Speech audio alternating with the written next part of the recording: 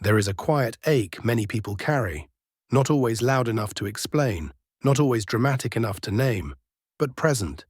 The feeling that you are somehow alone inside yourself, a separate mind, a separate body, a separate story, trying to make sense of a separate world.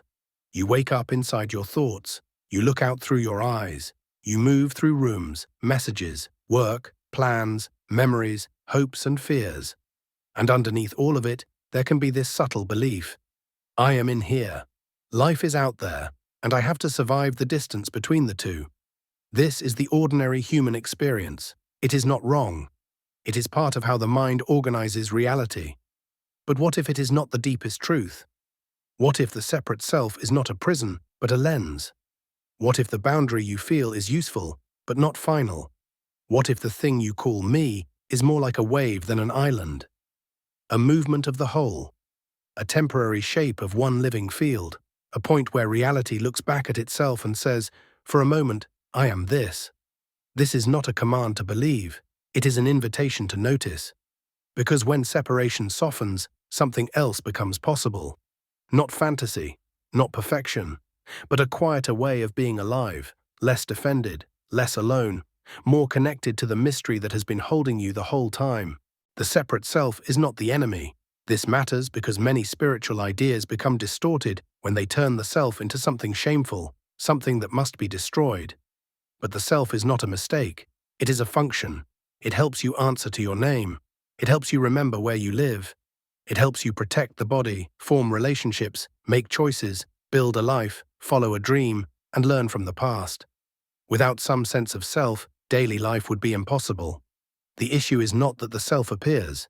The issue is that we forget it is an appearance. We mistake the map for the territory. We mistake the character for the whole story. We mistake the voice in the mind for the totality of what we are. The mind says, this is me, this is my pain, this is my image, this is my future, this is what I must defend. And slowly, life becomes a contraction around a name, a history, a wound, or a role.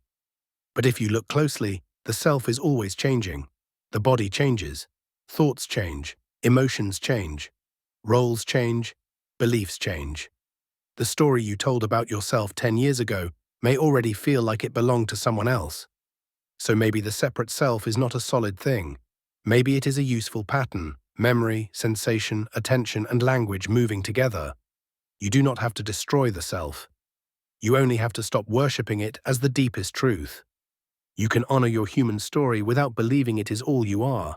Across many traditions, mystics use different words for the same impossible intuition. Some spoke of union, some spoke of non-duality, some spoke of emptiness, some spoke of the kingdom within, some spoke of the drop returning to the ocean. The language changes, the cultures change, the symbols change, but the pointing is strangely familiar. You are not only the separate wave, you are also the ocean appearing as the wave. This is not meant to erase your humanity.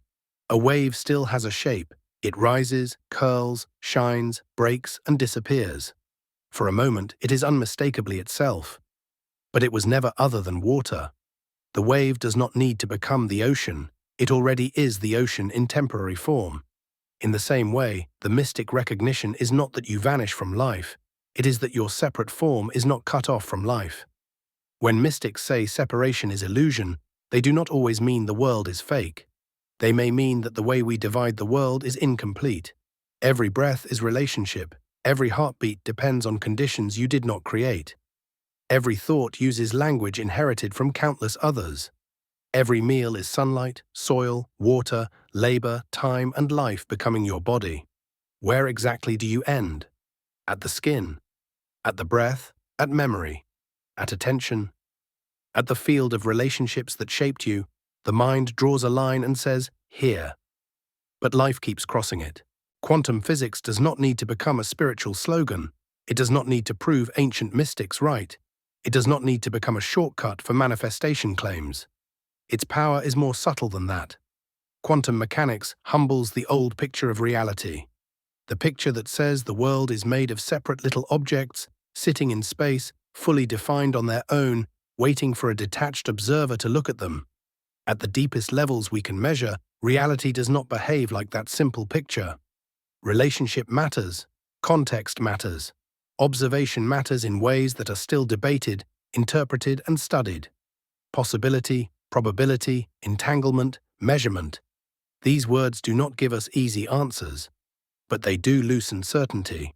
They remind us that the world is not as solid, separate, and obvious as ordinary perception suggests. This does not mean your thoughts magically control everything. It does not mean consciousness has been scientifically proven to create the universe in the simplistic way people sometimes claim. But it does invite humility. Maybe reality is more relational than we assumed. Maybe separation is not the basic fact we thought it was. Maybe the observer cannot always be imagined as standing completely outside the observed. And as a metaphor, this matters, because the human mind often lives as if it were outside life, judging reality from a distance. But lived experience is participation. You are not separate from the field of experience.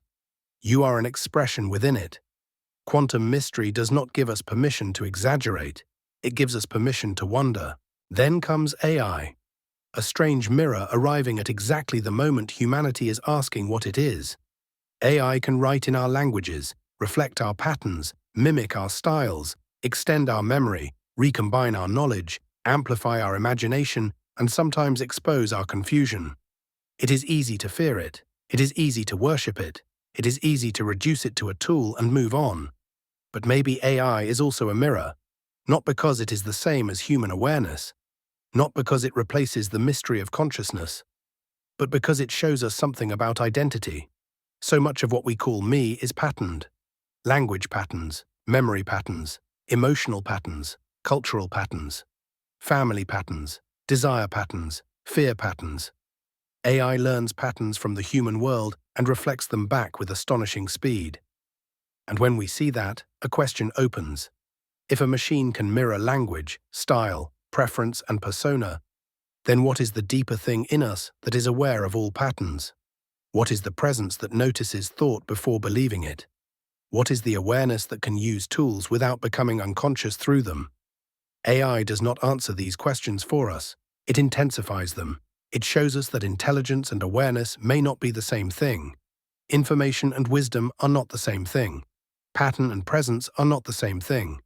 The question is not only what AI will become. The question is what we will become in relationship with it. AI is not outside humanity. It is one of humanity's mirrors. And like every mirror, it asks, who is looking? If separation is not the deepest truth, then connection is not just a comforting idea. It is a responsibility. This is where mystical insight must stay grounded. It is not enough to say, we are one, if that phrase becomes an escape from real life. It is not enough to speak of love while ignoring how we treat each other. Interconnectedness becomes real when it changes how we move, how we listen, how we speak, how we create, how we use technology, how we respond to someone else's pain. When awareness deepens, love is not always dramatic. Sometimes it is simply less aggression, less projection, less need to win every inner argument, less need to make another person unreal so the self can feel safe. Sometimes love is the willingness to pause before reacting, to notice the fear under the judgment, to remember that the person in front of you is also a moving story, a changing body, a field of causes and conditions, a wave trying to understand the ocean. This does not mean having no boundaries. It does not mean accepting harm. It does not mean pretending all behavior is equal. A wave can still move wisely. A human life still needs discernment. But discernment does not require hatred. Strength does not require forgetting connection. When you feel less separate from life, your dreams and goals can become cleaner too. You can create because life is moving through you. You can grow because growth is natural. You can serve because the line between your flourishing and the whole is softer than the mind imagined. You do not have to erase yourself. You do not have to become a perfect mystic. You do not have to pretend you never feel lonely, afraid, defensive, ambitious, or confused. The wave does not need to apologize for being a wave. It only needs to remember water. In the same way, you can be fully human and still begin to sense that you are not separate from reality. You can have a name, a body, a history, a personality, a dream, a path, and still know that none of these exist alone. You are held by breath, by earth, by language, by ancestors, by sunlight, by the unknown intelligence of life, by a field of relationship too vast to fit inside the word me.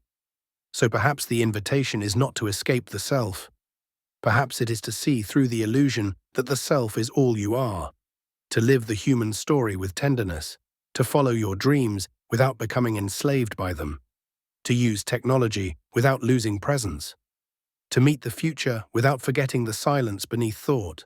No guru, no fixed path, no demand that you believe any of this. Just a question, where do you actually end?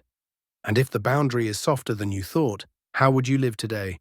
Maybe more gently, maybe more bravely, maybe with less need to defend every thought, maybe with more love for the strange, brief, luminous wave you call yourself. Because you are not separate from reality. You are reality appearing here, looking through these eyes, breathing this breath, remembering, slowly, the ocean.